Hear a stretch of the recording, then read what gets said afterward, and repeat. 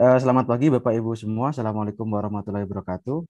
Kita mulai saja ya Bapak Ibu. Waalaikumsalam. Oke, sebelumnya mungkin untuk hari ini kita masih intro ya, jadi masih pengenalan tentang AI. Kemudian nanti juga ada beberapa saran ya bagi Bapak Ibu agar bisa mengikuti pelatihan ini dengan semaksimal mungkin. Di antaranya karena di sini di dalam sesi 16 yang dijadwalkan itu ternyata tidak ada materi tentang Python programming. Jadi mau nggak mau Bapak Ibu harus belajar di self-test learning, belajar mandiri. Oke, kita mulai saja ya. Oke, pembahasan kita hari ini tentang teknologi dan aplikasi AI, Artificial Intelligence. Ya mungkin Bapak Ibu sudah sering mendengar kata AI, tapi mungkin untuk lebih detailnya belum gitu ya. Kemudian apa sih perbedaan antara AI, kemudian apa sih itu machine learning, apa sih intelligent gen, apa sih itu knowledge based system. Nah, itu mungkin kita akan bahas di sesi hari ini. Oke, ini modul ini dirancang oleh Bapak Ibu penyusun dari ITB ya. Jadi memang untuk DTS ini materinya disusun oleh beberapa kampus ya, diantaranya UI, ITB, ITS, Gunadarma,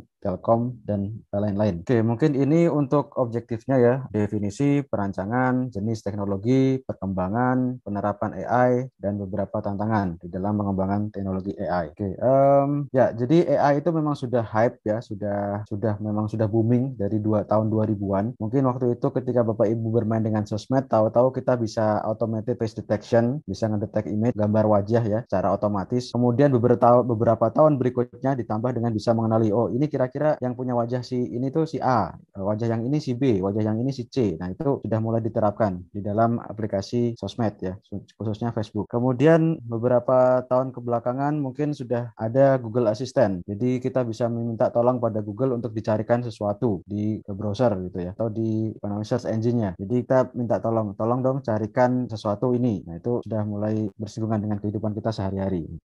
Kemudian di antaranya yaitu tadi speech processing ya, di antaranya Google, Microsoft, kemudian Apple ya, Apple ya, kemudian Nuisance. Ya ini di antaranya ya, tapi tidak hanya ini, kebanyakan orang-orang yang passion di AI, perusahaan-perusahaan yang passion di AI itu juga mengembangkan speech processing. Seperti halnya juga computer vision, tidak hanya Facebook ya, tidak hanya Facebook, Google, Microsoft juga mengembangkan computer vision gitu. Jadi memang mereka sama-sama berlomba untuk mengembangkan AI dan kawan-kawan. Kemudian text processing ya ini mungkin originally dari Google ya, ya Google yang bermain dengan text processing ini yang pertama kali, yaitu dipakai di search engine-nya sendiri. Kalau Bapak Ibu melihat atau membaca sejarahnya, Google menggunakan algoritma yang namanya PageRank. Dia bisa secara otomatis meranking situs-situs berdasarkan keyword-keyword yang ada di dalam kontennya. Ya, jadi berdasarkan keywordnya dan juga klik ya, banyak klik yang diarahkan ke website tersebut. Ini dulu yang merevolusi search engine, bahwa Google menggunakan automated system seperti itu, sedangkan lawannya yang saat itu adalah Yahoo masih menggunakan manual entry atau manual edit untuk rankingnya. Sehingga perkembangannya pun Google lebih advance ya, lebih lebih cepat gitu karena menggunakan automated. Oke, kemudian text processing ya, Google, Yahoo, IBM Watson, Yandex, Baidu ini search engine dari China, Bing dari Microsoft, Axe.com dan kawan-kawan. Ya biasanya memang text processing itu mulainya dari search engine, dari penyedia search engine. Oke, ini adalah beberapa aplikasi AI yang kita sering bertemunya di kehidupan sehari-hari, di aplikasi-aplikasi yang kita sering pakai. Oke, kemudian pengembangannya juga sudah mendunia, sudah dikembangkan di seluruh dunia ya, utamanya di Eropa, Amerika ya, di sana kemudian jalan ke timur sampai ke Asia Tenggara gitu, di Singapura. Untuk Indonesia sendiri mungkin kita sedang menuju ke sana, kita sedang merintis untuk membuat banyak AI center dan pusat studi AI di Indonesia ya. Ya dimulai dari kampus-kampus dan juga konsorsium antar kampus dan juga difasilitasi oleh pemerintah. Nah, itu kita sedang mengarah ke sana. Kalau di yang paling dekat di Singapura memang sudah cukup lama established ya, sudah cukup lama established. Di sana bahkan selain tadi yang saya sebutkan ya seperti teks, video, kemudian image dan kawan-kawan. Nah, itu di sana sudah dimulai ya, sudah beberapa tahun sudah berjalan, itu ada Center of Autonomous Driving Car. Jadi selain di barat seperti Tesla, Google, MIT dan kawan-kawan, itu juga di Asia Tenggara itu ada pusat studi untuk autonomous driving. Nah, itu mungkin Bapak Ibu yang dulu sering bermain dengan robot, nah itu menarik tuh ya. Jadi autonomous driving menggunakan beberapa sensor seperti kamera, lidar, kemudian kita mengontrol mobil itu biar bisa berjalan otomatis. Dan itu open problemnya masih sangat banyak, karena sementara ini untuk autonomous driving baru bagus di jalan tol, di highway ya, di highway. Nah, tapi kalau di jalan umum yang punya rambu, ada orang nyebrang, dan juga ada kendaraan lain. Nah, itu belum belum bagus gitu ya. Masih banyak kendalanya. Nah, itu jadi lahan, jadi bahan untuk kita bisa teliti. Apalagi di Indonesia yang misalnya mohon maaf orang yang naik motor misalnya suka nyelip-nyelip. Nah, itu juga belum ada tuh algoritmanya yang di autonomous driving. Oke, mungkin ini ya. Jadi arahan teknologi AI di Indonesia, kita juga berkaca dari revolusi di dunia ya, dimulai dari revolusi industri ya pertama, revolusi industri kedua, revolusi industri ketiga, dan sekarang revolusi industri keempat ya, yang mana kita sudah tahu roadmapnya. Yang pertama menggunakan steam based machine, ya mesin uap gitu ya. Kemudian revolusi kedua menggunakan electrical ya, berbasis listrik. Nah, kemudian revolusi ketiga menggunakan komputer, sudah pakai komputer, dan internet based knowledge ya. Jadi data-data yang dikumpulkan dari internet gitu. Nah, sekarang revolusi industri keempat ya, di-enhance dengan AI. Bagaimana AI itu bisa mengenhance proses bisnis dan beberapa proses di industri gitu. Ya, utamanya di sini ya.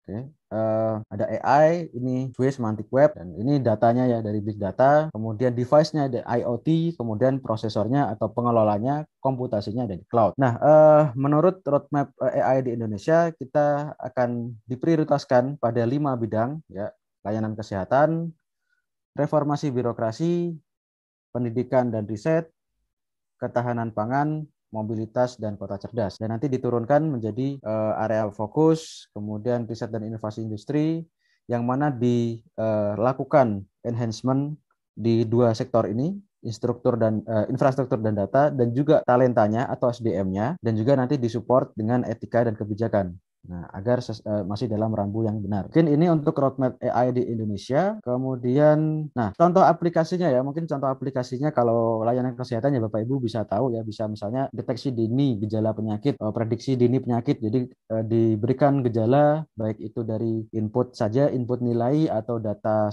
screening sensor seperti CT scan atau MRI, atau misalnya data record medis seperti ECG. Nah, itu bisa diketahui oh kira-kira ada penyakit apa gitu contoh aplikasinya. Nah, reformasi birokrasi mungkin kita bisa mempercepat ya proses birokrasi misalnya dengan deteksi wajah otomatis atau pengenalan wajah otomatis, bahwa verifikasi ya antara orang yang difoto dengan yang di KTP itu sama. Pendidikan dan riset ya, kita sudah sama-sama tahu itu sudah masuk area riset di pendidikan dan di universitas. Ketahanan pangan kita bisa gunakan misalnya untuk smart farming gitu ya, bagaimana mengelola suatu area pertanian dengan intelijen dan autonomous system ya, jadi tanpa harus dicek oleh manusia setiap waktu gitu. Mobilitas dan kota cerdas masih sangat banyak problemnya, seperti misalnya intelligent transportation system, misalnya seperti yang saya juga ikut buat itu untuk surveillance ya, surveillance bangunan, jadi untuk mendeteksi pelanggaran-pelanggaran IMB dan kawan-kawan. Masih banyak sekali open problem yang kita bisa selesaikan di 5 prioritas ini. Kemudian meskipun demikian ya, AI itu juga membawa disruptif teknologi, jadi dia juga disruptif karena ada sedikit ancaman ya dari AI, karena kalau misalnya banyak task atau banyak tugas yang bisa diotomasikan dengan AI ya, beberapa orang mungkin bisa kehilangan pekerjaan. Nah, itu juga ancamannya. Oleh sebab itu, karena sistem itu juga di-improve ya dengan kecerdasan buatan, maka sebenarnya SDM-nya sendiri juga harus improve. Kalau nggak improve ya nanti bisa kalah dengan AI dan tergantikan jobnya gitu. Oke, mungkin yang paling gampang ya, yang paling gampang sekarang sudah ada form to data. Jadi misalnya kita berikan struk atau form atau cetakan apapun, itu bisa diketahui, bisa digitasi otomatis. Ini yang dibeli item apa saja, totalnya berapa, pembayarannya pakai apa. Jadi rekapitulasi itu bisa dilakukan otomatis dengan difoto, form atau kwitansinya langsung nanti masuk ke database. Nah, itu kalau misalnya dulu kita pakai misalnya jasa administrator ya, kita pekerjakan orang untuk input, oh ini kwitansi rekap sekian. Nah, itu sekarang bisa diotomasikan dengan AI. Kemudian agentnya ini agent AI kurang lebih melibatkan 4 modul ini ya. Jadi AI ada agent ya, kemudian agent nanti dia akan melakukan sebuah actionnya diterapkan di sebuah environment. Nah, dari environment dia juga melakukan perception atau menangkap data-data dari environment. Nah, dan ini dilakukan secara terus-menerus atau siklus gitu ya. Jadi mungkin Bapak Ibu sudah pernah, kalau contoh paling gampangnya di robot gitu ya. Agentnya adalah robot ya. Actionnya adalah misalnya jalan, maju, mundur, kiri, kanan, ambil barang, kemudian taruh ya, kemudian ya pokoknya action-action yang dilakukan robot. Environment-nya sendiri adalah lapangan gitu ya. Kemudian perception-nya itu dilakukan oleh robot menggunakan sensor-sensor, ya sensor kamera, ya sensor suhu, ya sensor misalnya giroskop, sensor posisi dan seterusnya. GPS, nah itu perception. Nah itu contoh paling mudah ya, di robot itu empat-empatnya kita bisa langsung match-kan. Oke, ini AI juga berkaitan dengan bidang lain ya, dengan bidang cloud computing. Cloud computing, nah ini memang paradigma baru ya, di mana orang sudah tidak zamannya lagi mendeploy sebuah aplikasi atau sistem di internal server milik pribadi atau perusahaan, tapi kita nyewa layanan cloud yang kita sewa sesuai dengan kebutuhan. Bayarnya sesuai yang dipakai, sesuai pemakaian, ya pesannya juga sesuai kebutuhan dan scalingnya lebih fleksibel gitu, dibandingkan dengan mengadakan sendiri yang banyak mengeluarkan cost di awal. Kemudian big data ya, ini terkait dengan internet yang semakin banyak, penggunanya semakin banyak, jadi data yang diproduksi juga semakin banyak, semakin cepat, semakin banyak, semakin bervariasi dan sebagainya. Nah ini IoT ini juga berkaitan dengan AI karena kita bisa pakai AI di dalam sistem IoT, misalnya smart home, ya smart farm dan seterusnya, di mana kita punya banyak device yang dikoneksikan ke internet dan kita bisa akses dari mana saja gitu ya dengan koneksi internet tadi. Oke, ini definisi Internet of Things ya. Jadi intinya adalah kita punya device-device yang setiap hari kita gunakan dan itu kita bisa kelola dengan tersambung ke internet ya. Bisa pakai untuk mengumpulkan data, ya, sensing, atau kita bisa untuk melakukan sesuatu atau action gitu ya. Ya, ini contohnya ya smart home ya, ada smart light, smart door lock. Nah, ini sebenarnya masuk ke smart home semua ya. Smart TV, fitness tracker, nah, smartphone itu juga termasuk, oke, dan seterusnya. Oke, kemudian ini paradigma cloud dan edge computing. Jadi sekarang untuk beban yang sifatnya besar, yaitu biasanya ditaruh di cloud, sedangkan untuk yang kecil atau individual atau on-site itu dibebankan ke edge ya, ke device yang edge atau yang dekat ke pengguna atau ke sumbernya langsung gitu ya. Nah, misalnya kalau smartphone ya kita pakai sehari-hari untuk keperluan ya seperti baca SMS, baca WA, email dan seterusnya ya itu Edge gitu ya. Atau kita pengen ngedit foto, nah itu Edge gitu. Tapi kalau misalnya kita punya aplikasi e-commerce yang mengatur pembelian dan penjualan, nah itu ditaruhnya di cloud gitu. Kemudian kalau kita punya big data, oke mungkin datanya dikumpulkannya dari edge gitu ya, dari smartphone, dari device-device yang ada di site gitu. Kemudian processing utamanya nanti ada di cloud. Nah, mungkin itu paradigma antara antara cloud dan edge computing. Masing-masing punya posisi dan perannya masing-masing. Oke, ini terkait dengan big data ya, perkembangan big data. Mungkin tahun 1900 itu yang dikembangkan adalah metode statistik dan probability. Kemudian tahun 1980 ini mulai perkembangan data warehouse karena mulai internet digunakan gitu ya. Kalau Bapak Ibu baca sejarah internet atau networking, nah itu kan dimulai tahun 70-an. Bahkan kalau Bapak Ibu di sisi lain belajar membaca tentang sejarah komputer juga di tahun 70-an itu juga perintis komputer seperti Mac dan Windows itu juga berjalan di situ gitu. Jadi antara internet ya yang menyambungkan perangkat sama yang PC-nya sendiri itu juga beriringan gitu. Jadi bukan PC jadi dulu baru orang mengembangkan internet, tapi memang dua-duanya jalan dua-dua beriringan gitu. Ya memang mulainya dari militer kalau internet ya.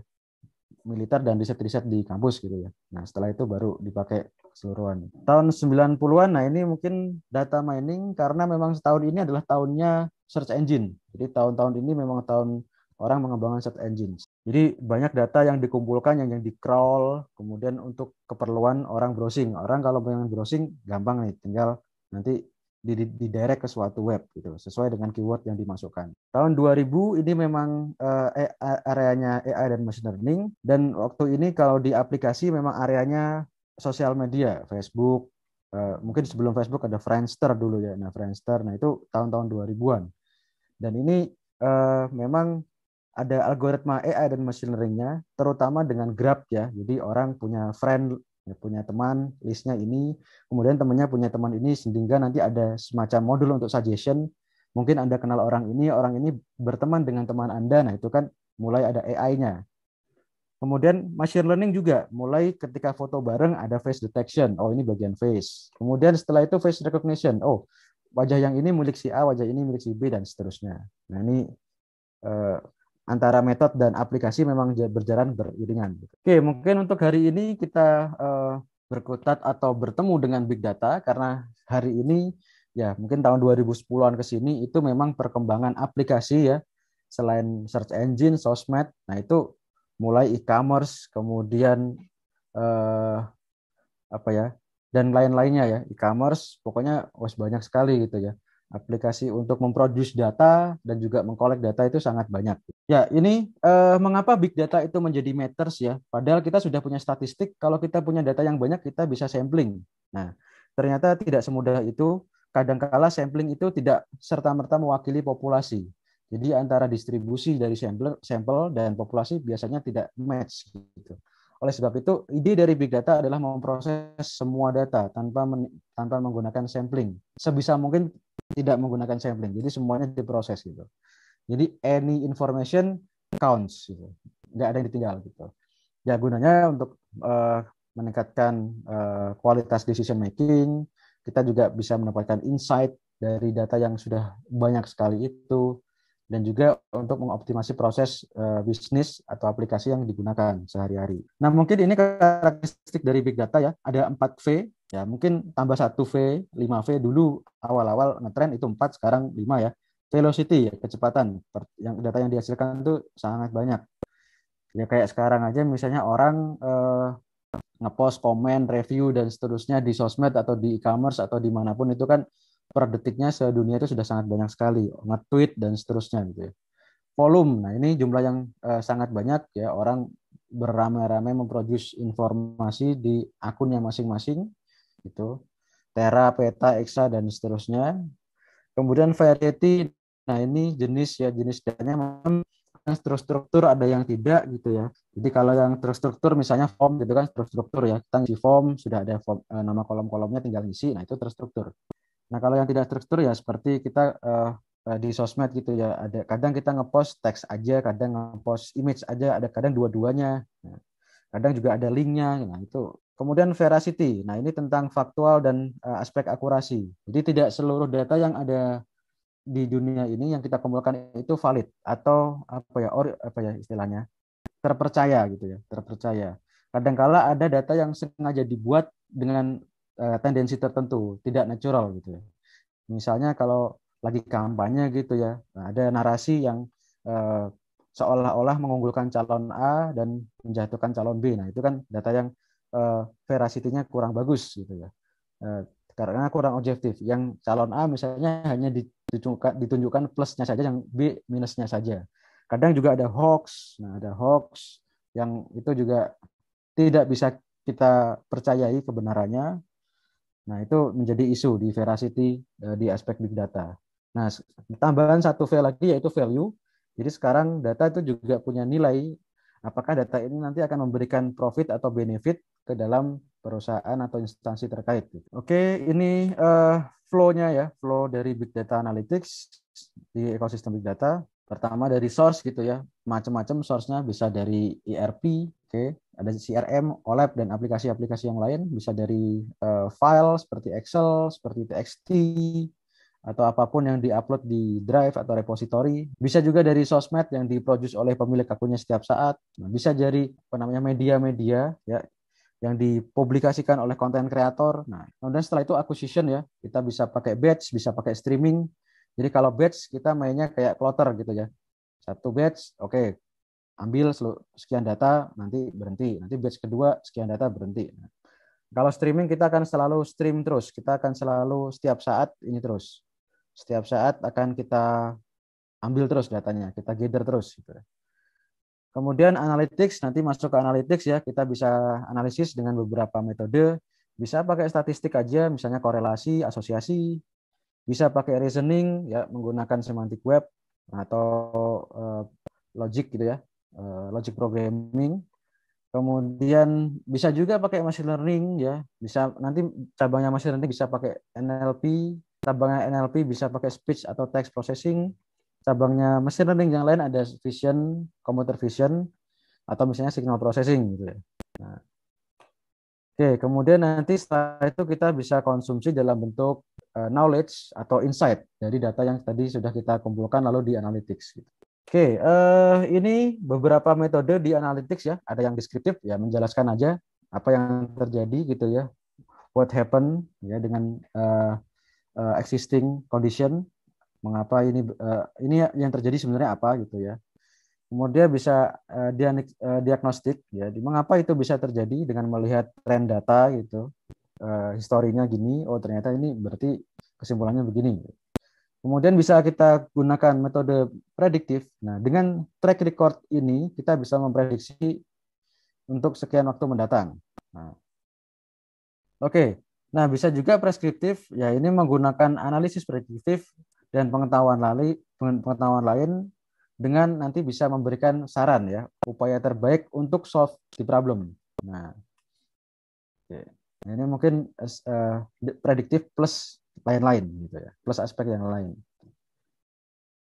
Oke, kemudian ini ya definisi dari AI, thinking humanly, thinking rationally, acting rationally. Nah, ini definisinya Bapak Ibu bisa baca ya. Ya, ya intinya ini sesuai dengan istilahnya ya. Berpikir seperti manusia, layaknya manusia, berpikir rasional, bertindak seperti manusia, bertindak rasional. Nah, nah ini kalau berpikir seperti manusia ya kita sebagaimana manusia itu kita bisa menyerap berbagai jenis informasi dan berbagai bidang. Ya. Misalnya kita juga dalam satu rentang waktu kita bisa belajar akademik ya seperti matematika, fisika dan kawan-kawan. Kita juga bisa belajar hal teknis seperti nyetir mobil, nyetir motor atau komputer, mengoperasikan komputer atau mengoperasikan alat elektronik. Kita juga dalam satu rentang waktu bisa belajar seni, musik dan lain-lain. Nah, kita juga bisa memikirkan merancang kebutuhan dan pengeluaran. Nah, itu terus AI bisa dibuat seperti itu. Nah, kemudian ada contoh lagi AI yang ini ya, yang acting humanly, bertindak seperti manusia. Ya contoh sebagaimana manusia itu kan punya empati ke orang lain ya, jadi mengerti kondisi orang lain. Nah, ini kita bisa buat chatbot ya, bisa buat chatbot nanti kalau misalnya ada user bertanya seperti ini maka dia akan jawab oh ini gitu. Kadang juga dia juga bisa mendeteksi emotion. Oh ini kira-kira emosinya gimana?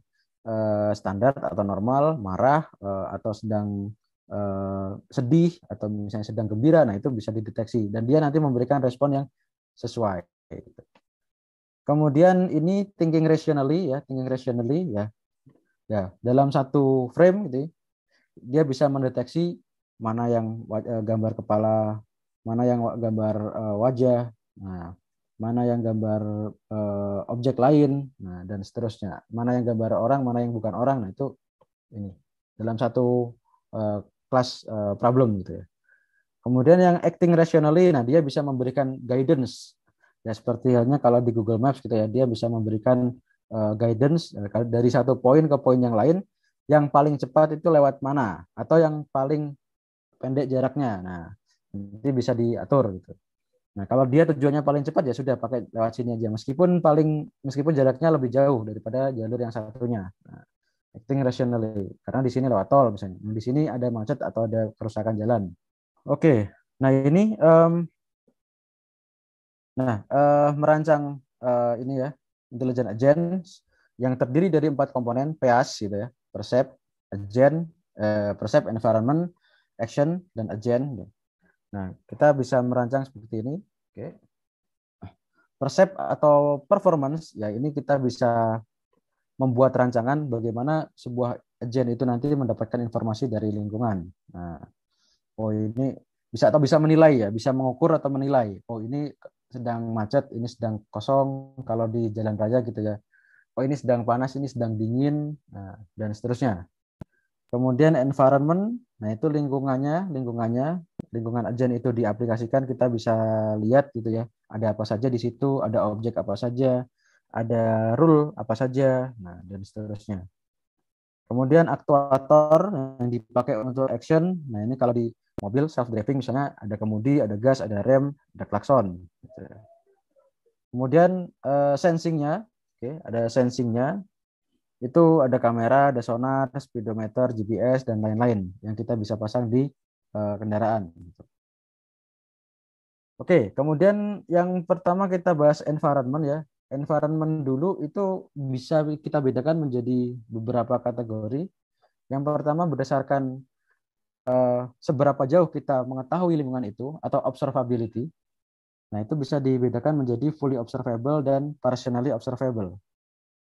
Ya, kalau fully observable berarti kita tahu seluruh lingkungan itu dengan fix ya, detail-detailnya kita tahu.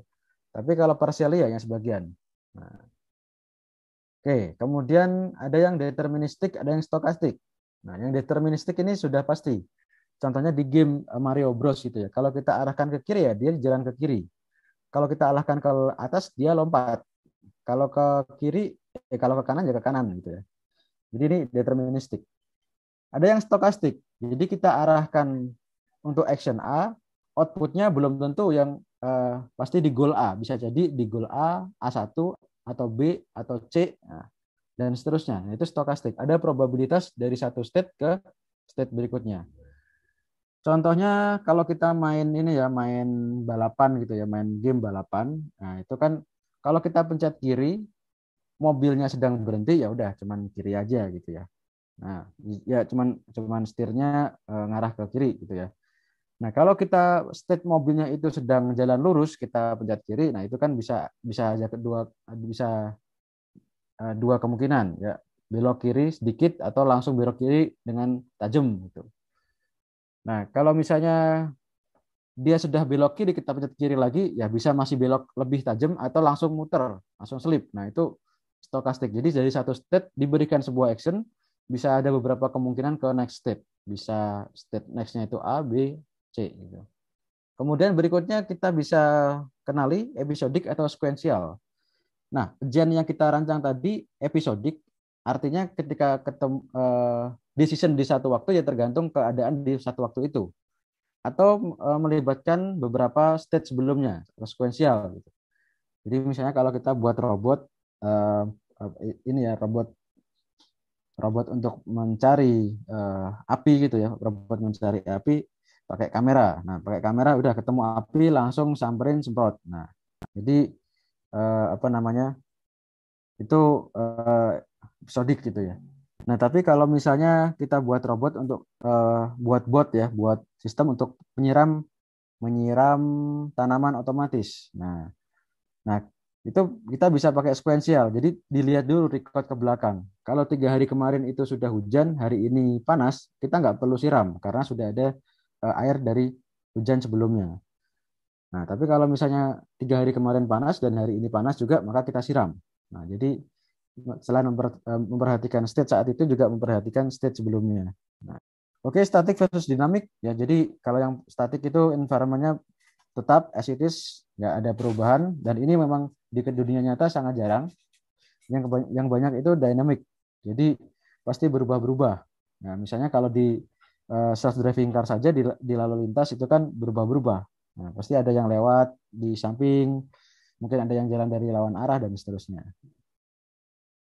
Discrete versus continuous. Nah, kalau discrete kita bisa buat grid, kotak-kotak gitu ya.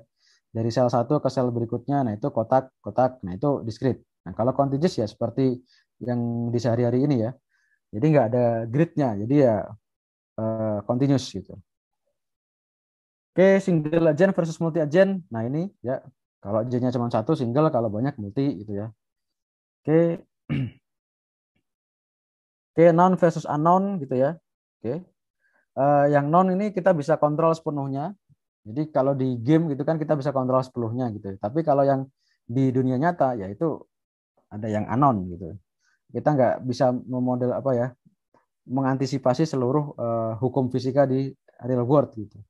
Misalnya kita bikin robot gitu ya, kita sudah memperhatikan gaya gesek, kemudian memperhatikan gravitasi, tapi mungkin kita tidak bisa memprediksi misalnya angin. Nah, kalau ada angin nanti bisa menghambat jalannya robot. Nah, itu kita susah memodelkan itu. Nah, ini contoh ya beberapa eh, game atau environment ya. Ada catur dengan clock gitu ya, dengan jam, catur dengan tanpa clock, tanpa waktu gitu ya. Kemudian taxi driving. Nah, kalau yang pertama ini dia fully observable, ya berarti semuanya eh, observable, kemudian deterministik ya langkahnya ke depan gitu ya. Kemudian episodik no karena memperhatikan record-record sebelumnya. Statik apa dynamic? Ya semi, karena kadangkala ya sebenarnya dynamic sih ya yang lebih tepat karena lawan juga bergerak gitu ya. Tapi untuk satu kali langkah itu aja dia statik karena lawannya nggak kalau pas gilirannya dia statik, lawannya nggak bergerak. Tapi untuk next ya masih bergerak. Discrete ya karena environment-nya kotak-kotak, kita bisa buat grid gitu ya. Single agent no karena banyak agent. Catur dengan tanpa waktu, nah itu kurang lebih sama, hanya perbedaan di sini. Oke, kemudian taxi driving fully observable jelas no, kita nggak tahu lingkungan realnya yang yang fullnya seperti apa, kita nggak tahu karena dynamic gitu ya. Karena kita nggak tahu ada apa saja nanti di depan, nah itu berapa jaraknya itu kita nggak tahu. Deterministic no juga, episodic no memperhatikan history dan kawan-kawan. Static jelas no, discrete no karena environment-nya real world ya, continue gitu ya. Jalan pastinya kan dari 0 sampai 10 km kan pastinya continue gitu ya, nggak 0 1 2, nggak discrete seperti itu ya. Single agent no juga karena banyak kendaraan di sana gitu.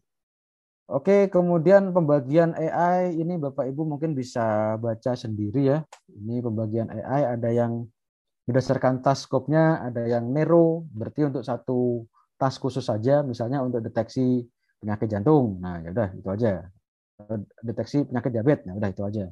Ada yang general ya atau AGI, AGI ya, Artificial General Intelligence ya. Dia bisa menangani banyak hal. Nah, dia selain mempertimbangkan misalnya selain mempertimbangkan bisa dia punya knowledge tentang penyakit, bisa punya knowledge tentang politik, tentang sosmed, tentang isu terkini. Nah, itu kan dia general. Kemudian dari domainnya sendiri ya banyak ya domainnya, bisa NLP ya, natural language processing seperti bahasa, teks, speech, text to speech, speech to speech, speech to text. Nah, itu NLP, domainnya NLP. Bisa juga ada yang domainnya image processing ya, ada mengolah gambar, computer vision, video, kemudian data 3D, LiDAR misalnya. Nah, LiDAR-nya ada yang statik, cuman saat itu aja, ada yang continue dengan time frame. Nah, itu cabangnya computer vision. Ada yang signal processing misalnya ya, signal misalnya signal suara, signal apapun gitu. Nah, tapi kalau suara yang masuk dalam kategori bahasa atau natural language itu masuknya di NLP. Kalau sinyal misalnya seperti sinyal ECG, CTG, EEG, nah itu punya domain sendiri gitu ya. Signal processing. Oke, nah ini mungkin yang ditekankan di sini berdasarkan prinsip kerja bisa dikategorikan menjadi dua, problem solving dan knowledge base. Ya, sesuai dengan namanya, yang satu tujuannya untuk memberikan solusi pada suatu problem, yang satu pengennya pokoknya ngasih solusi. Nah, yang satu learning ya, membuat knowledge dari sesuatu yang dia pelajari. Oke. Jadi diberikan sebuah bahan belajar, nanti dia akan membentuk knowledge. Nah, itu disebutnya learning agent gitu ya. Nah, yang satu pokoknya nyari solusi. Oke, ini problem solving agent. Oke, agent desainnya bisa begini, formulate problem, kemudian task environment-nya, kemudian setelah itu kita define goals ya, goalsnya apa dari problem itu, kemudian agent task, kemudian komponen-komponen 4 tadi ya, state, operator, function, goal, goal test, path, cost. Kemudian nanti dia sifatnya searching ya, jadi dia mencari solusi sebaik mungkin dari kandidat solusi yang dia temukan atau yang dia cari-cari selama bekerja gitu. Dan nanti dia akan punya ini ya, solusi dalam bentuk set of action ya, solusi tidak harus action, bisa jadi sebuah solusi aja gitu ya, atau setting gitu ya, pokoknya saya akan config ini adalah konfigurasi untuk optimal. Nah, itu solusi. Oke, solution sequence of action to goal state. Nah, pokoknya diberikan sebuah apa ya, sebuah solusi dalam bentuk langkah-langkah nanti yang bisa diaplikasikan dalam problem itu. Nah, untuk jenis agent ini cocok kalau diaplikasikan di sini ya. Eh, Dinamika word-nya itu sudah tahu gitu. Oke. Kemudian word state-nya finite. Jadi state-nya finite, seperti cheese itu kan finite ya. Jadi ya berapapun banyaknya itu finite, pasti bisa dihitung ada berapa gitu ya. Nah, tapi kalau yang di real, misalnya self driving cars, kita nggak bisa berikan state-nya ada berapa. Karena ya tadi environment sendiri dynamic dan real, continuous ya, sorry, continuous. Jadi posisinya sendiri ada 0, 0,1, 0,01, ya itu banyak sekali nggak terhingga gitu ya. Kemudian word-nya deterministik tadi ya, kalau kita maju ya akan maju gitu ya. Jadi nggak kemana-mana, sudah deterministik. Kemudian agent tahu state sekarang ya, agentnya tahu state sekarang. Oke. Ya, kemudian nah ini utility untuk sequence of state ya, kumpulan states dijumlahkan, jadi di counts gitu. Oke, contoh yang kita bisa gunakan problem solving agent adalah menentukan istilahnya di dalam problemnya namanya graph coloring. Jadi bagaimana kita bisa memberikan warna pada setiap area di suatu peta yang mana ada constraint warna yang sama tidak boleh berdekatan. Jadi merah sebelahnya merah nggak boleh, hijau sebelahnya hijau nggak boleh, biru sebelahnya biru nggak boleh. Nah, itu contoh ya. Jadi bagaimana cara Anda bisa memberikan warna atau mark pada area-area ini dengan set warna yang terbatas, yang mana tidak boleh ada dua region yang warnanya sama berdekatan. Oke, jadi, nah ini contohnya ya, kita warnai dulu yang paling kiri. Nah, ini paling kiri bisa merah, bisa hijau, bisa biru. Nah, ada tiga kemungkinan. Nah, kalau kita pakai warna yang merah, sebelahnya kita bisa pilih hijau atau biru. Nah, kemudian kalau sebelahnya hijau, nah sebelahnya hijau, warna sebelahnya lagi bisa merah, bisa biru. Karena sebelahnya hijau ya boleh yang lain. Pokoknya asal nggak hijau. Meskipun merah sudah pernah dipakai nggak masalah. Boleh aja merah atau biru gitu. Dan nanti dari sini ada kumpulan ini ya, kumpulan solusi dan nanti bisa diambil solusi yang terbaik. Solusi yang bisa kita gunakan untuk mewarnai area-area pada peta ini. Oke, karena metodenya tadi search ya, ini ada beberapa jenis search ya. Ada uninformed search atau blind search. Jadi ya kita tidak diberikan guidance di mana solusi yang bagus atau yang tepat itu berada. Jadi pokoknya dicari aja dengan brute force gitu ya. Pokoknya dicari, ya bukan brute force ya. Ya pokoknya dicari aja terus gitu ya. Nah, kita tidak diberikan guidance ya, tidak diberikan guidance bahwa ini nanti mengarah ke solusi yang tepat apa enggak. Itu blind gitu ya, enggak tahu. Ada juga yang informed search atau heuristic search.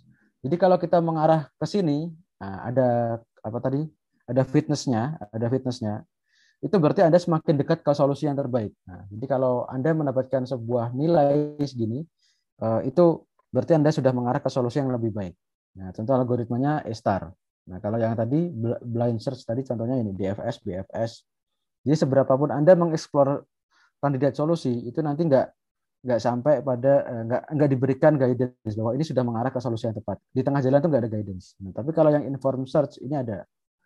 Paling gampang contohnya begini. Nah, yang blind tadi contohnya yang tadi ya, contohnya yang graph coloring. Nah, itu blind. Jadi kita nggak akan tahu itu solusi yang ini tadi, masing-masing kandidat ini tadi, ini ya mengarah ke solusi yang benar atau tidak nggak tahu. Di tengah jalan kita nggak akan tahu itu.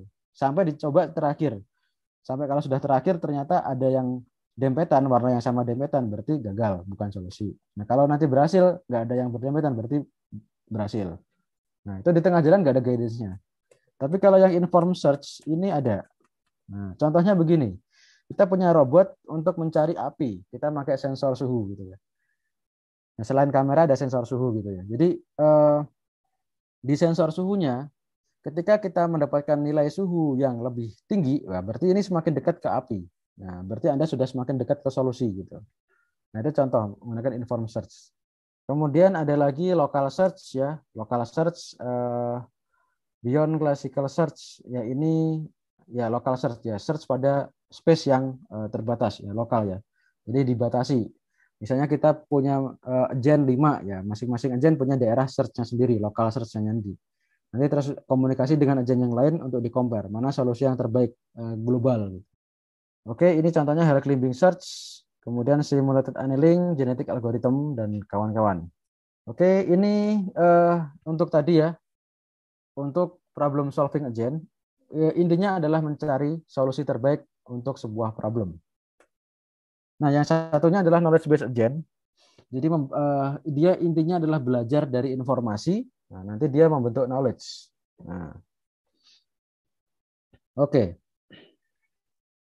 Nah, ini contoh flow-nya ya. Jadi ada model ya, ada model, learning model itu nanti dia belajar data, menerima data dari expert ya, dari expert. Nah, kalau di contoh yang biasa kita lakukan di machine learning, kita punya kelas-kelas gambar, nah itu dikasih label. Ada kumpulan gambar yang isinya adalah label gambar wajah. Ada yang kumpulan gambar labelnya atau anotasinya adalah gambar tangan. Nah, ini gambar kaki. Nah, itu nanti agen belajar.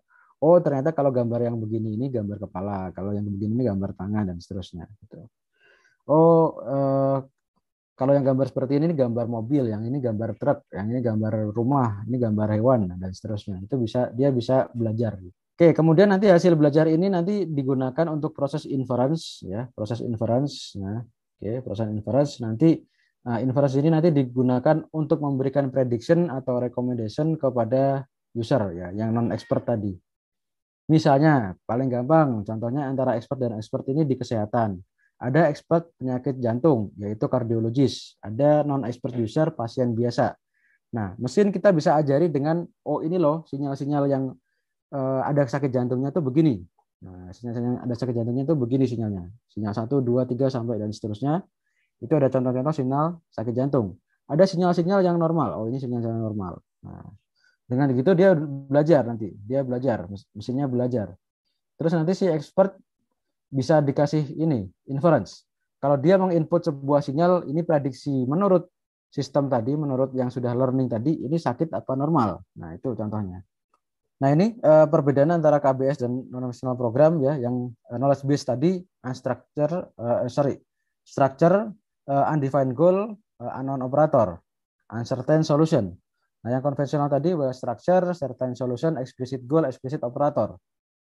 Oke. Oke, di sini expert menentukan action, tapi eksekusinya diatur oleh interpreter. Nah, yang di sini di konvensional diatur oleh programmer langsung. Oke. Nah, kalau yang di KBS knowledge base dia selain ada problem solving, ada domain knowledge plus data. Jadi ada datanya juga gitu. Nah, kalau yang di sini tadi cuma algoritma sama data aja. Oke. Ya tadi metode ada domain knowledge atau expert sama data. Nah, kalau di sini algoritma sama data aja. Given graph tolong dong warnain. Nah, kalau yang di sini tadi ada data yang sudah dianotasi, nanti si yang non expert bisa mendapatkan inference atau prediction. Oke, pendekatan pada knowledge based system ada beberapa ya, ada simbolik, ada statistical. Nah, ini statistical yang nanti akan dikembangkan ke machine learning, itu statistical. Kalau yang simbolik biasanya ke semantic web. Jadi berangkat dari logic ya, computational logic. Ya. Given A, N B maka C. Nah, pokoknya berasal dari rule seperti itu, logic rule seperti itu. Oke, mengapa simbolik masih dibutuhkan? Nah, ini karena dia lebih mudah untuk dijelaskan dan di planning gitu ya. Kalau kita mau bikin rule itu lebih mudah. Sedangkan kalau yang ini yang statistical ya, kita based on data, ada label. Nah, nanti dia learning dari data bisa memprediksi gitu. Nah, untuk expression-nya lebih rendah ya, kita kalau mesin bisa memprediksi besok hujan atau enggak berdasarkan data record, nah itu kan kita nggak tahu, lebih susah dijelaskan ya.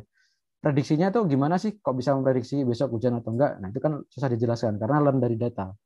Nah kalau yang logic atau simbolik tadi lebih mudah. Rule-nya kalau misalnya anginnya tinggi, awannya tinggi berarti nanti hujan. Nah prediksinya hujan. Lebih mudah dijelaskan gitu. Nah banyak AI sistem yang menggunakan hybrid ya seperti Watson dan Siri. Ini ada juga yang tidak mau menggunakan hybrid. Jadi ada juga current trend riset di machine learning itu nggak mau menggunakan kombinasi simbolik sama statistical. Maunya statistical aja. Oke. Nah, Google sendiri ya selain menggunakan yang simbolik ya dia juga menggunakan yang ini apa namanya statistical gitu. Tadi ya alur flow-nya. Jadi membutuhkan 3 komponen, problem solving, method, knowledge tadi ya, expertise misalnya, plus data. Oke. Oke, ini knowledge base-nya nanti kita bisa apply ke inference engine ya untuk memberikan solusi kepada user. Oke, nah data di sini dipakai proses learning ya. Yang nanti ditampung atau diringkas atau disummarize dalam bentuk knowledge base. Istilahnya dibuat knowledge-nya. Jadi tidak di-memorize tapi direkam knowledge-nya ya, yang disimpan knowledge-nya gitu. Oke. Nah, knowledge ini ya macam-macam ya. Ada structural, ada deklaratif ya.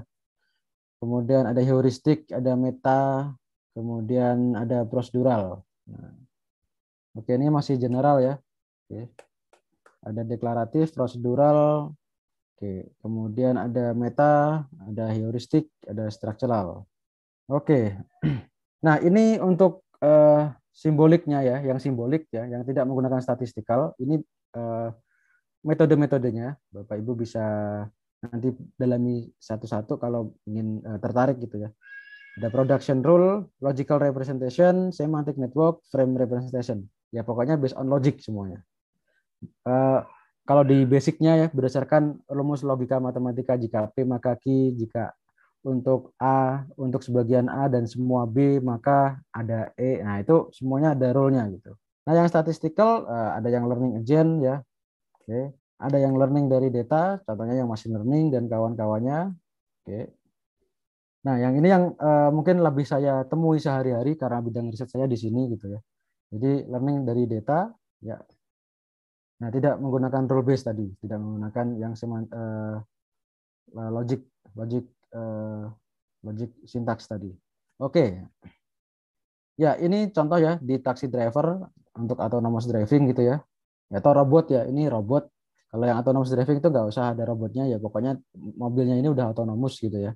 Nah, kalau ini dibuat robot untuk menyetir mobil biasa gitu. Oke, nah ini decisionnya ya, decisionnya yang bisa dilakukan misalnya ya tancap gas, kemudian injak rem. Nah, kemudian feedbacknya dia bisa menerima instruksi dari penumpang gitu ya. Kemudian dia bisa sensingnya untuk mengenali bus gitu ya. Image-nya dari kamera, inputnya dari kamera. Kemudian dia bisa mengenali, oh ini bisa apa enggak gitu ya. Ini bis atau kendaraan lain atau truk atau yang lain gitu. Kemudian feedbacknya dia memberikan laba kepada bus. Oh tadi saya ketemu bis. Nah, oke, so far untuk ini ya, untuk machine learning, sub dari AI. Oke, sub dari AI yang menggunakan statistical approach, itu kita bisa kategorikan menjadi 3 yang besar. Ya, 3 yang besar. Nanti masing-masing punya turunan. Gitu ya. Oke, di antaranya yang pertama adalah supervised learning, ya, di mana data, oke, ini machine learning itu adalah pendekatan AI yang menggunakan learn from the data. Jadi belajar membuat knowledge dari data yang diberikan. Nah, kapan memakai machine learning? Ketika kita tidak punya rumus baku untuk menentukan atau memprediksi suatu hal. Misalnya memprediksi besok itu hujan apa enggak. Nah, itu misalnya nggak ada ininya, nggak ada rumusnya gitu ya. Ya pokoknya kita dari record aja gitu. Kalau suhunya sekian, kelembapan sekian, ada angin apa enggak, awannya itu cerah apa hitam. Nah itu semua data dikumpulkan nanti bisa memprediksi. Oke, nah kalau rumusnya belum ada, nah itu menggunakan machine learning. Nah tapi kalau rumusnya sudah ada, misalnya menghitung mahasiswa itu lulus apa enggak, kemudian memberikan insentif gaji, itu rumusnya kan sudah ada, jadi nggak perlu pakai machine learning. Jadi yang formulanya sudah ada, sudah fix, itu cukup tidak menggunakan machine learning. Nah, yang menggunakan machine learning yang memprediksi sesuatu yang rumusnya tidak ada. Ya tadi ya memprediksi wajah seseorang, memprediksi ini gambar wajah atau bukan. Nah, rumus gambar wajah itu kan nggak bisa kita deskripsikan di komputer. Ya mungkin kalau kita bisa, oh kalau ada mata, ada hidung, ada mulut, ada telinga, ada rambut, nah itu wajah. Itu kan manusia. Tapi komputer kan nggak tahu nih, ini eh, hidungnya tuh gimana, nilai informasinya tuh gimana. Apakah 0, ini kan nggak ada numeriknya gitu. Nah itu makanya kita pakai machine learning. Oke, kembali tadi ya. Ada 3 jenis, supervised, unsupervised, reinforced. Supervised ini menggunakan data yang diberikan label oleh expert. Jadi dia belajar dari data-data yang sudah diberikan label. Contohnya tadi pengenalan wajah dan bukan wajah ya. Ada gambar-gambar wajah dikumpulkan, oh ini gambar wajah. Ada gambar yang bukan wajah, oh ini bukan gambar wajah. Sehingga nanti kalau ada image masuk, dia bisa tahu, oh yang ini gambar wajah, yang lain bukan. Oke, nah itu supervised learning. metode turunannya ada klasifikasi ya, memprediksi label tadi, kelas yang finite, atau memprediksi nilai yang infinite, bukan infinite ya, continuous gitu ya, continuous. Kalau yang ini discrete. Jadi kita memprediksi image itu dia adalah gambar manusia atau mobil atau motor atau rumah. Nah, itu kan discrete ya, discrete. Nah, itu klasifikasi. Tapi kalau kita memprediksi yang continuous, nilai misalnya nilai harga saham tahun depan, nilai apa namanya? Nilai eh, ya, nilai nilai ya stock market, kemudian nilai penjualan sebuah perusahaan. Nah, itu berapa? Nah, itu kan nilainya kan numerik ya, numerik yang continuous. Nah, itu menggunakan metodenya namanya regresi. Nah, oke, klasifikasi contohnya tadi image classification, customer retention, diagnostik ya, penyakit ini penyakit A atau B atau normal, nah, gitu ya. Dan fraud detection misalnya, oh ini kartu kredit kayaknya ada fraud, ada yang ngebobol atau aman-aman saja. Nah, itu pakai klasifikasi. Oke, ini contoh regresi ya. Tadi pokoknya yang diprediksi itu numerik atau continuous. Nah, nilai market ya atau stok gitu ya. Kemudian life ekspektasi ini kira-kira harapan hidupnya berapa bulan, berapa hari, berapa tahun. Nah, itu kan nilai numerik. Nah, itu pakai regression. Kemudian memprediksi populasi. Nah, itu juga karena nilainya bilangan real, continuous. Nah, okay. Weather forecasting mungkin ini yang dimaksud dalam bentuk ini ya, suhunya, kemudian kecepatan anginnya. Nah, itu kan numerik, angka continuous. Nah, itu pakai regresi metodenya. Oke, yang kedua unsupervised learning ini tidak diberikan label. Jadi pokoknya metode atau model itu belajar dari data aja tanpa ada labelnya. Tanpa ada labelnya ini gambar wajah, ini gambar bukan wajah, ini gambar mobil, gambar rumah. Nggak ada label seperti itu di unsupervised.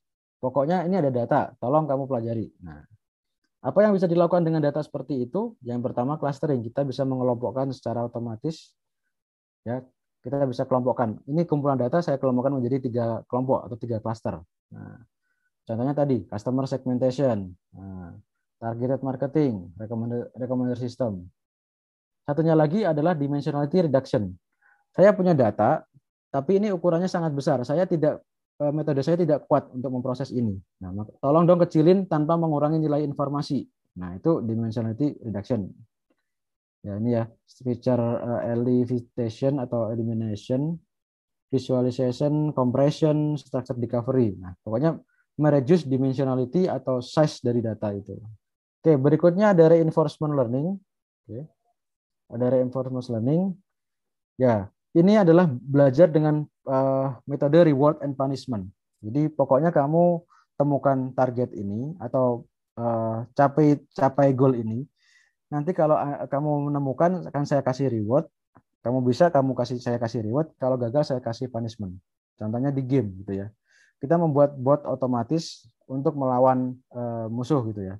Kalau nanti kamu berhasil menyerang musuh, ya dapat poin. Oh, berarti benar. Langkahnya benar. Tapi kalau diserang musuh, damage-nya kurang, oh berarti dapat reward. Nah, dapat punishment, sorry. Bisa dipakai di game, bisa dipakai di robot dan kawan-kawan. Ini perkembangan AI ya. Nah, ini dulu tahun 97 ada mesin atau robot namanya Deep Blue, bisa mengalahkan juara dunia Garry Kasparov dari catur. Di tahun 97 aja udah bisa ngalahin ini ya, ngalahin juara dunia catur gitu ya, AI. Kemudian nah ini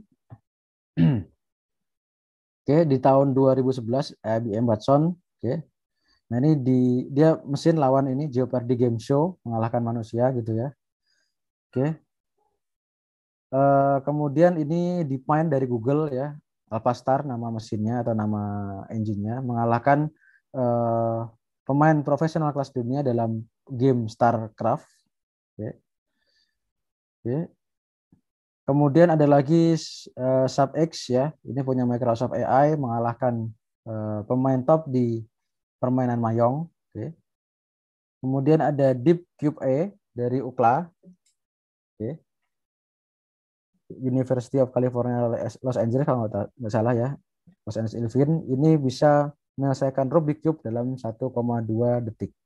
Oke, itu perkembangan aplikasi ya, jadi yang real aplikasinya. Kemudian perkembangan, kalau kita lihat lebih detail lagi, perkembangannya juga ada di beberapa sektor ya. Yang pertama masalah computing. Nah, jadi ini sangat penting karena ini tempat di mana kita mengoperasikan atau menjalankan algoritmanya. Sejak ada GPU, nah itu makin pesat perkembangan metode AI khususnya deep learning gitu ya. Oke, GPU dan cloud gitu ya. Nah, cloudnya sendiri juga ada GPU-nya seperti Google Colabs itu ada GPU-nya atau AWS gitu ya. Sehingga kita bisa menjalankan metode-metode yang jauh lebih kompleks dibandingkan sebelumnya. Kalau dulu mungkin Bapak Ibu mengenal multi layer perceptron atau neural network dengan satu hidden layer. Nah, sekarang kita bisa bikin layernya itu puluhan, mungkin ratusan juga gitu. Oke, GPU ini mungkin kalau kita sering dengar gitu ya, kayak Nvidia RTX 3080, 3090.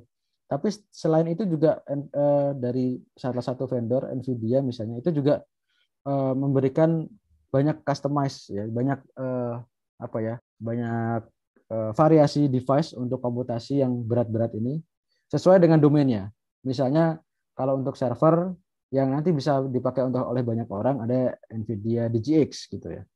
Terus ada Nvidia juga yang ber-GPU juga yang dipakai untuk autonomous self driving cars. Saya lupa namanya. Nah, itu juga ada mesin untuk self driving cars yang sudah disiapkan itu juga ada. Ini prosesnya di situ. Oke, algoritma deep learning ini juga mungkin perkembangannya ada 1000-an lebih algoritma per hari yang dikembangkan ya. Jadi karena kita bisa bikin customize kayak gimana pun gitu ya. Nah, itu algoritma juga mungkin selain algoritma juga apa ya?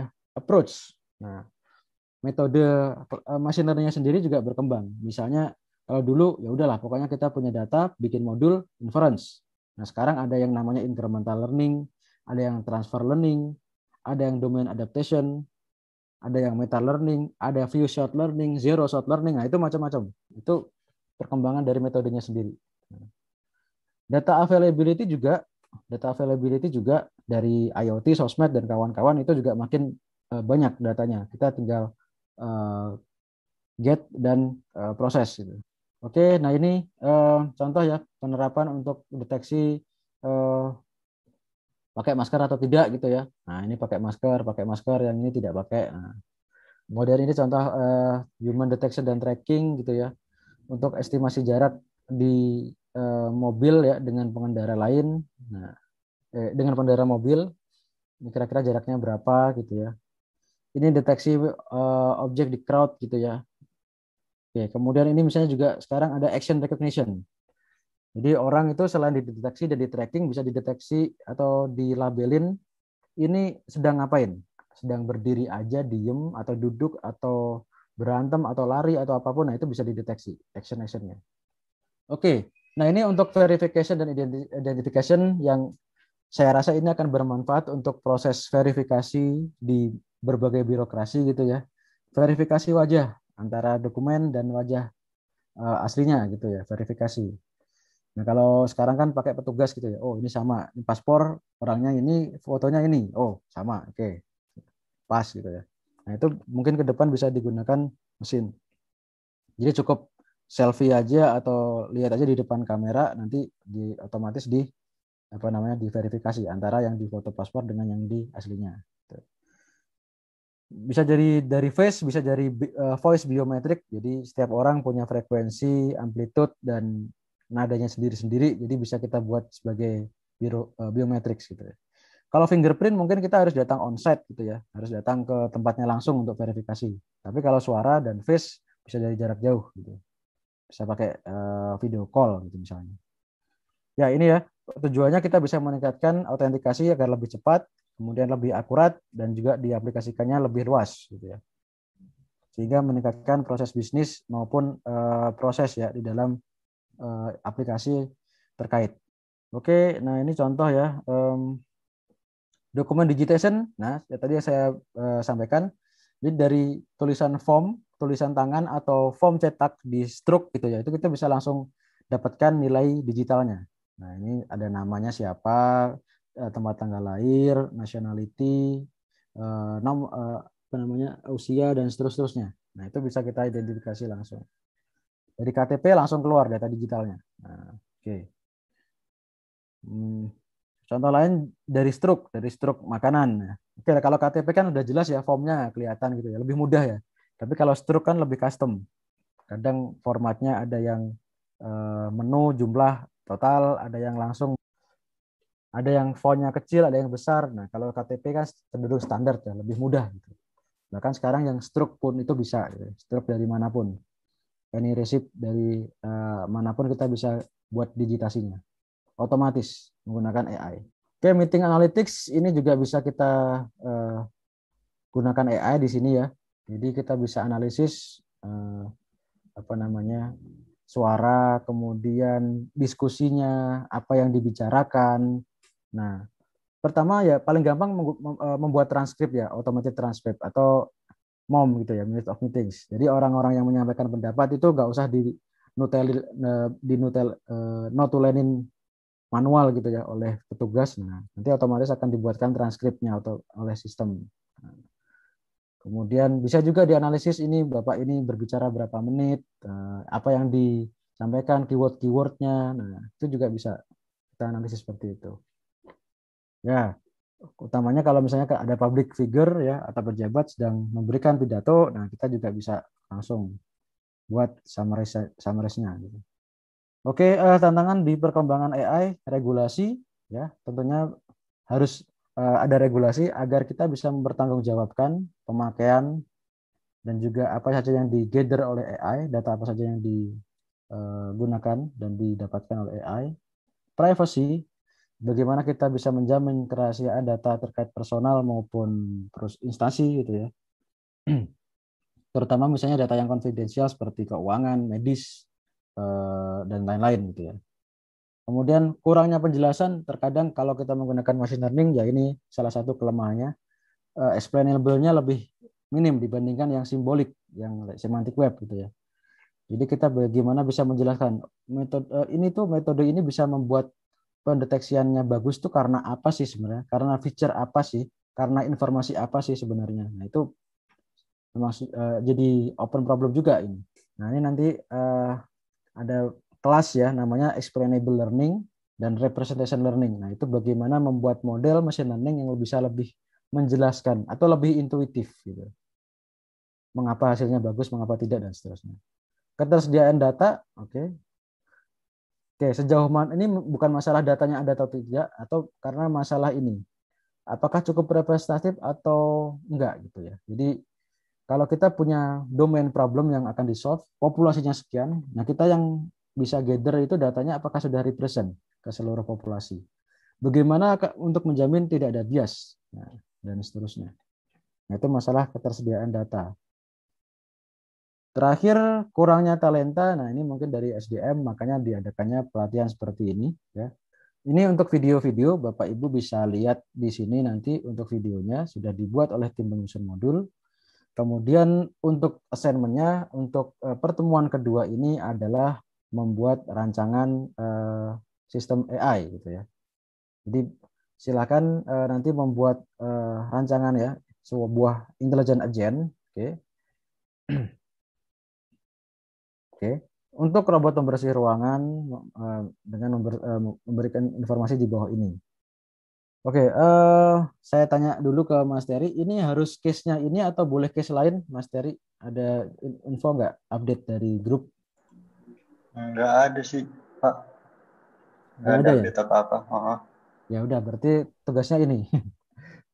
Oke, tugasnya silakan membuat sebuah rancangan intelijen jet untuk robot pembersih ruangan. Nah, dengan memberikan isian informasi di bawah ini. Performance indikatornya apa gitu. Environment-nya itu apa? Boleh juga dijelaskan environment-nya itu ternyata dia sifatnya fully observable atau partially observable. Apakah dia discrete atau continue? Aktuatornya apa gitu.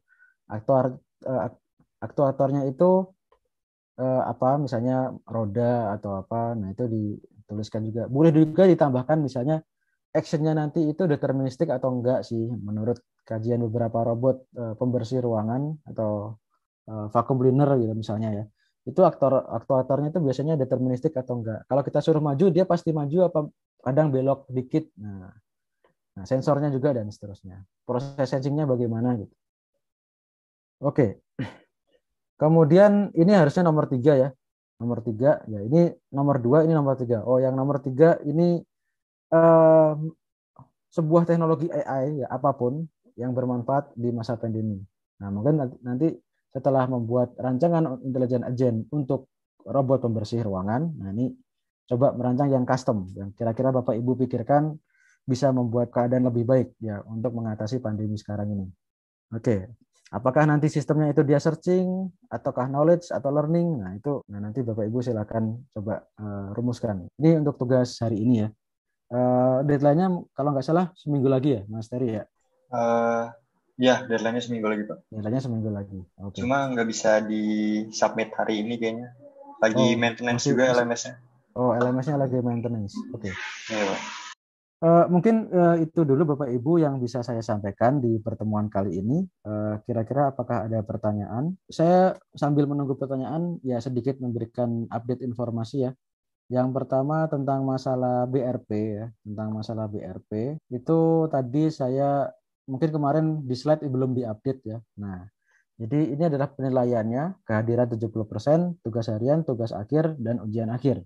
Jadi kalau di slide kemarin kayaknya belum ada tugas harian ya. Nah, jadi komponennya sekian, kehadiran 5%, yang mana minimal 70 tadi ya, 70% hadir.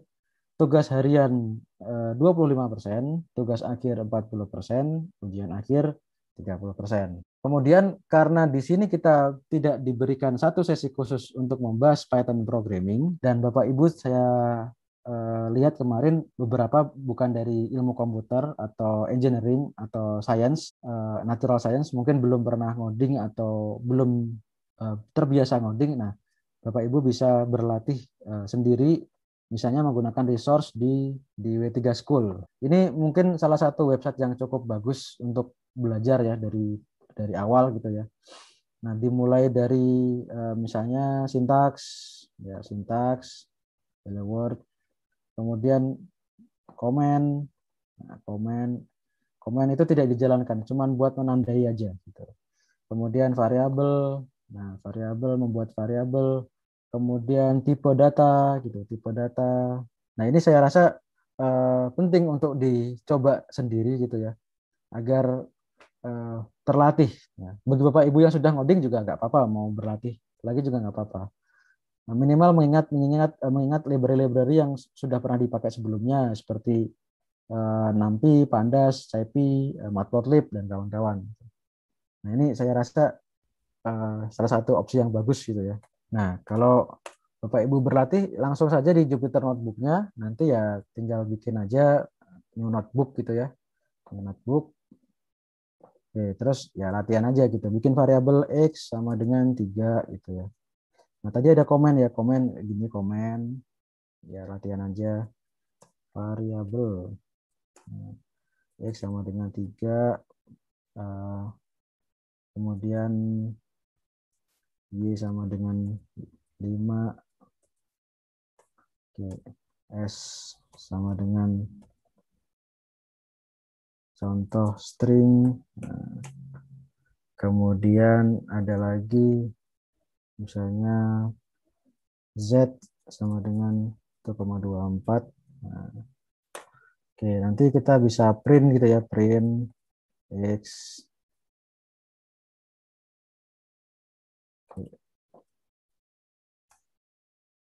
Nah, ini Bapak Ibu silakan berlatih sendiri di sini nanti biar waktu kita hands on ngoding itu biasa gitu ya, terbiasa. Misalnya oke, mungkin ini aja ya. Nah, oke. Terus mungkin kalau mau belajar lagi data types gitu ya, data types di sini ada nih data types. Nah, kita bisa lihat tipe dari X gitu ya, tipe dari variabel-variabel yang kita punya. Nah, misalnya kita print type, kita oke benar, type dari X. Oke, integer gitu ya.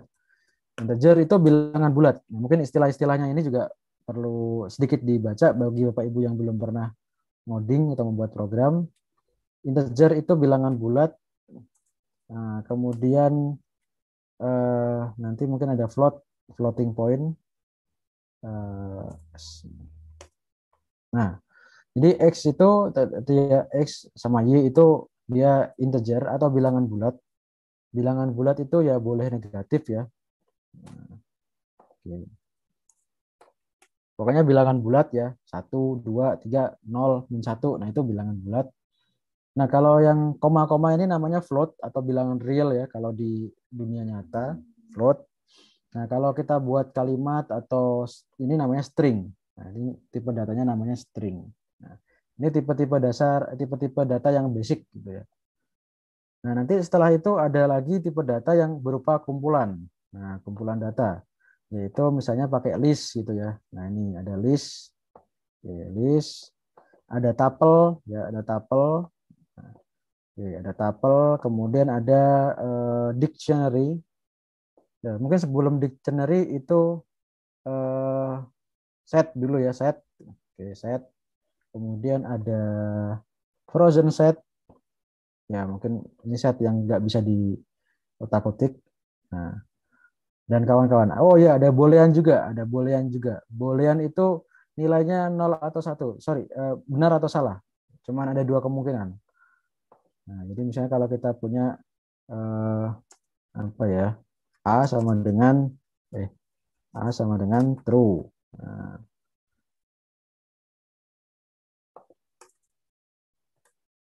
oke.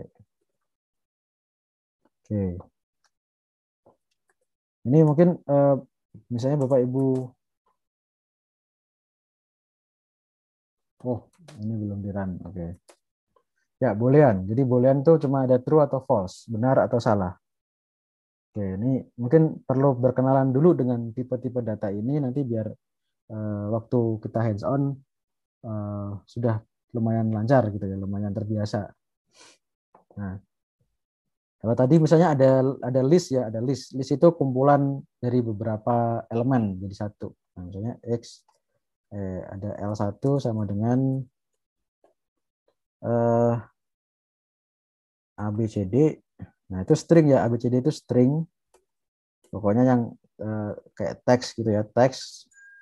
Boleh ada spasi juga, F G H. Nah, itu F G H I J K L. Nah, kemudian nanti kita bisa print print L1, kemudian print L1 type dari L1. Oke, tipenya list. Bagaimana kalau listnya itu ada yang teks, ada yang angka 1, 2, 3, 4. Terus misalnya 1,2, 3, 4. Nah, ini kalau titiknya artinya koma ya, Bu. Ini kalau di desimal artinya koma kalau titik ini. Nah, kemudian misalnya ada lagi yang boolean, ada yang true. Oke, boleh. Jadi list itu boleh terdiri dari yang tidak sama tipenya pun sekalipun. Gitu. Cuman memang jarang ya, cuman memang jarang. Kadang ya kita biasanya sering menggunakan yang tipenya sama.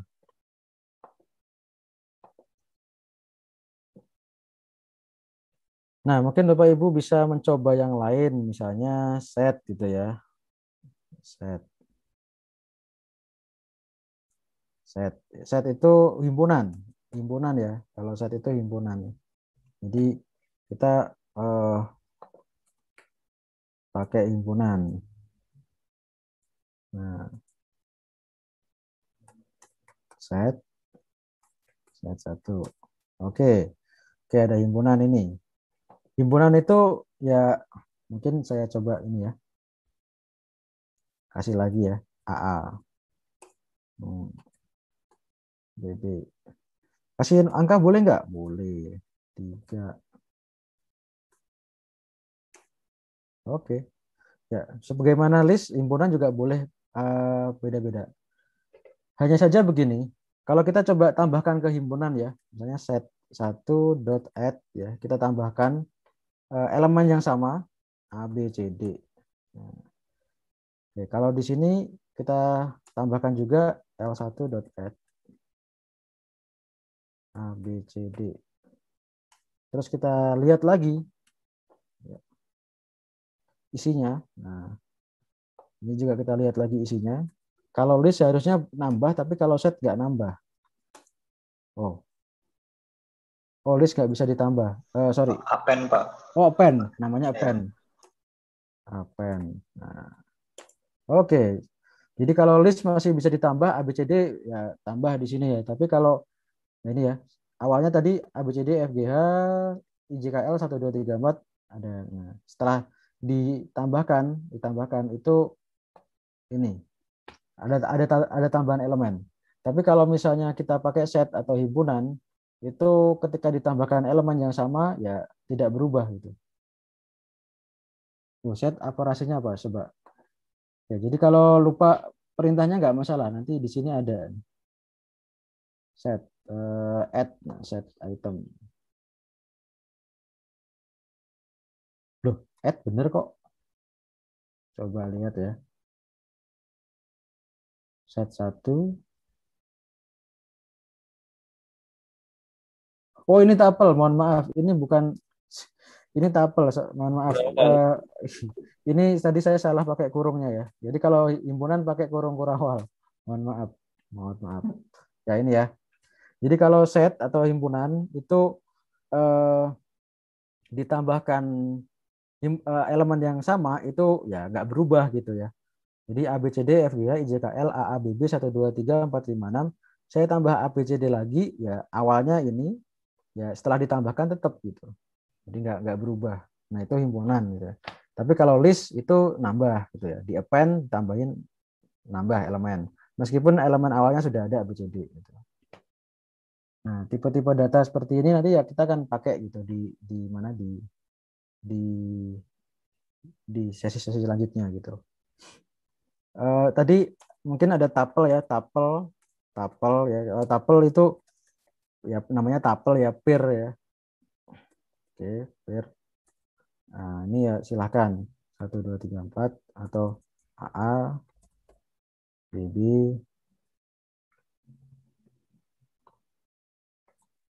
CC, CC, ini BB.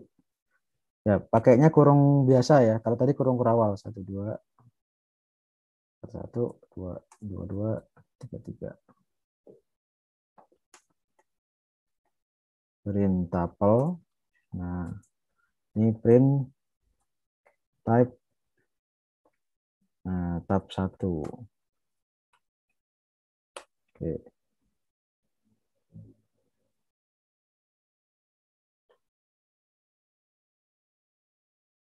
Oh, ini ada syntax error.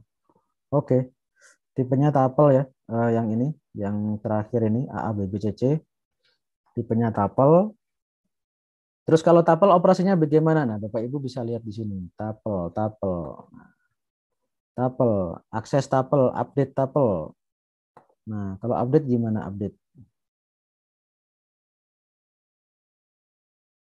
Add to tapel. Oh, oke. Ya, kita bikin tapel yang lain terus ditambah gitu ya. Nah, jadi kalau tapel lain cara makainya gitu. Nah, jadi misalnya kita sudah punya tapel, terus kita tiga punya punya tapel lain misalnya apa ya? Tab 2 sama dengan eh,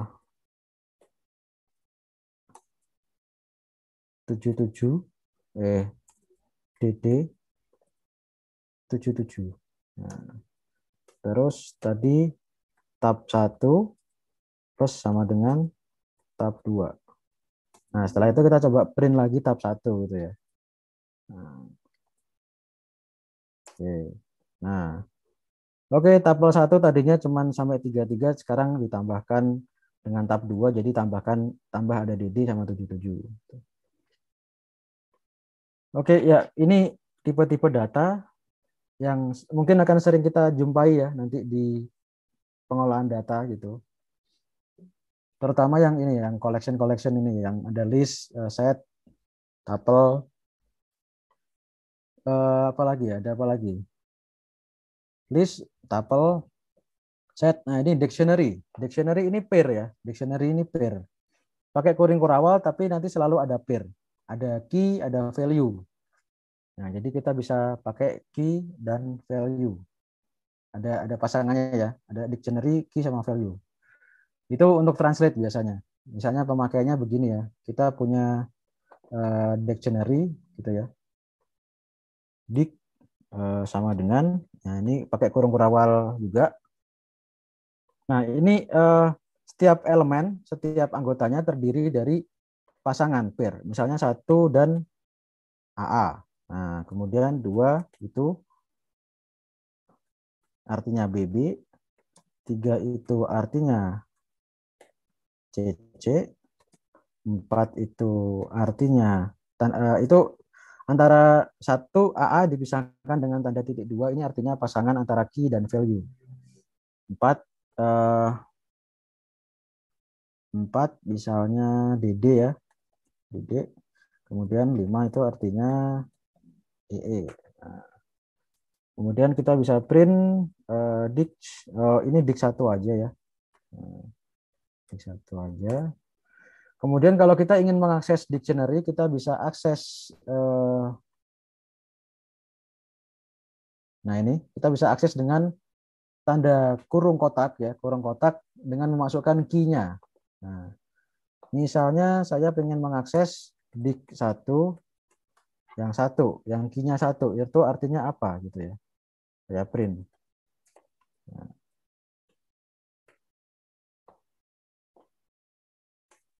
kemudian kita bisa juga akses nomor dengan key 5. Nah, oke. Oke, dik dengan key 1 artinya adalah AA, dik dengan key 5 artinya adalah EE. Nah, jadi untuk mentranslate. Nah, ini kebetulan key-nya adalah saya buat pakai ini ya. Saya buat pakai angka. Kalau key-nya pakai string juga boleh. Kalau key-nya pakai string juga boleh. Misalnya kita pakai punya dik 2 gitu ya. Ini key-nya A, nah, B, B. Key-nya CC. Nah, ini boleh 1. Pokoknya terserah. Ini C. Nah, DD. Nah, E. Nah, E-nya 3. Nah, nanti kalau saya pengen mengakses key tertentu ya tinggal diakses saja dik 2 misalnya dengan key-nya CC. Nah, sesuai dengan key yang di sini. Tuh. E.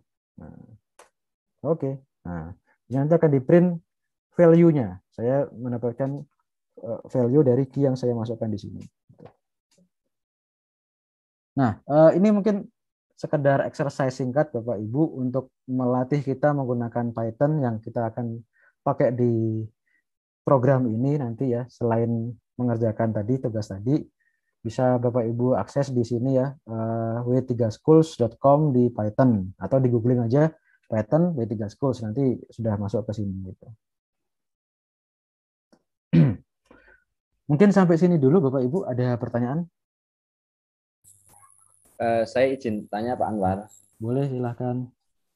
Terkait yang unsupervised learning, tadi kan ada dimensionality reduction ya. Ya, betul. Itu untuk real case-nya atau riset yang biasa dilakukan terkait dengan dimensionality reduction itu contohnya seperti apa Pak Anwar? Oh, oke. Contoh dimensionality reduction ya. Dulu sebelum ada deep learning, kan kita ngolah metode klasifikasinya itu kan seperti decision tree, SVM, yang inputnya adalah satu record itu terdiri dari beberapa kolom. Jadi inputnya bukan image lagi ya. Untuk input ke metodenya itu satu record baris saja. Nah, oleh sebab itu butuh metode untuk mentranslate atau membuat ekstraksi fitur dari image ke format tadi, satu baris tadi. Nah, beberapa metode yang dulu pernah dipakai misalnya PCA, Principal Component Analysis, atau ICA, Independent Component Analysis. Nah, jadi kita punya satu image ya, nanti dimasukkan algoritma metode dimensionality reduction, nanti outputnya hanya satu record baris, satu baris. Misalnya satu baris yang terdiri dari 20 nilai, 20 kolom. Nah, kayak gitu. Contoh lain misalnya kita punya pengolahan sinyal ECG untuk mendeteksi penyakit jantung gitu ya. kita punya satu record sinyal itu titiknya ada 10.000. Otomatis kalau memproses 10.000 titik itu kan cost-nya banyak. Bisa juga lemot nanti ya komputernya. Setiap record ada 10.000. Nah, kita bisa wakilkan dari 10.000 tadi kita ambil 100 saja. Nah, jadi 100 titik yang merepresent 10.000 tadi. Nah, jadi untuk memasuk ke metode klasifikasinya itu nanti lebih kecil. Nah, contohnya begitu. Ya, berarti yang di dimensi yang direduksi itu barisnya ya, bukan kolomnya ya. Bisa barisnya, bisa kolomnya. Jadi pokoknya membuat data yang tadinya berukuran besar untuk menjadi lebih kecil gitu. Tergantung nanti mau pakai yang mana, mau tetap 2 dimensi tapi lebih kecil atau menjadi dari 2 dimensi ke 1 dimensi atau yang lain. Nah, itu masalah teknis. Jadi prinsipnya begitu. Kita punya data yang besar, kita reduksi dimensinya dengan tanpa istilahnya ya meminimalisir kehilangan informasi menjadi data yang lebih kecil. Matur nuwun Pak Anwar. Oke, sami-sami Bapak. Pak Anwar, mohon izin bertanya. Silahkan Bapak. Ya, mohon izin Pak Anwar. Saya ini kan bukan dari IT ya, saya dari ekonomi dan dulu dari PB satunya. Tapi saya dulu pernah jadi trainer di otomotif brand Jerman Pak Anwar. Jadi saya adalah pelaku yang merasakan manfaatnya AI dalam teknologi otomotif mobil ya. Itu yang betul-betul saya rasakan tuh bagaimana drive assist, parking assist, segala semua sensor itu semua dipakai dalam aplikasi mobil ya. Nah, kalau saya mau coba tanya Pak Anwar, kira-kira kalau dalam bidang ekonomik gitu ya, yang lagi up to date ini apa kira-kira yang berhubungan dengan AI gitu, yang bisa nanti mungkin bisa menjadi mungkin judul saya untuk disertasi S3 mungkin itu Pak Anwar. Terima kasih Pak Anwar. Di dalam economics mungkin saya ini ya, kalau yang pernah kami coba kerjakan itu memprediksi stock price, jadi memprediksi harga saham. Jadi misalnya kita punya record 5 tahun ke belakang, terus kita ingin memprediksi 1 tahun ke depan. Nah, dengan begitu ya mungkin kecil ya dibandingkan ekonomi yang besar skalanya, itu kan cuma mendapatkan revenue yang paling banyak aja gitu, yang paling prospektif. Nah, mungkin bisa approach seperti ini bisa ditransform atau diadaptasi ke domain lain. Ya, misalnya seperti utang negara atau yang lain. Nah, mungkin saya kurang paham domainnya kalau ekonomi. Tapi kalau yang bisa kita kerjakan dari AI itu. Jadi stock price, kemudian segmentasi customers, segmentasi dari sebuah perusahaan, customernya itu kita bisa pelajari dengan clustering misalnya. Jadi setelah di-cluster jadi 3 kelompok, dipelajari, oh masing-masing kelompok ini punya asosiasi yang unik apa gitu. Punya informasi apa yang unik, yang membedakan dengan cluster yang lain. Nah, itu contohnya. Terima kasih Pak Anwar. Baik, sama-sama. Kalau tidak ada, mungkin waktunya sudah cukup ya untuk hari ini. Saya menyarankan untuk Bapak Ibu yang belum biasa membuat program atau coding ya tadi ya, belajar sedikit demi sedikit dari tutorial tadi, dari W3 Schools untuk Python, supaya nanti ketika kita apply di permasalahan dan ada hands-on itu lebih mudah, lebih lancar gitu. Oke, kita akhiri sekian ya untuk pertemuan hari ini. Terima kasih Bapak Ibu atas perhatian dan partisipasinya. Mohon maaf apabila ada kekurangan. Selamat siang. Assalamualaikum warahmatullahi wabarakatuh. Waalaikumsalam. Waalaikumsalam Terima kasih Pak Anwar. Terima kasih. Terima kasih Pak Anwar. Terima kasih Pak Anwar. Pak. Baik, sama-sama. Terima kasih Pak Anwar.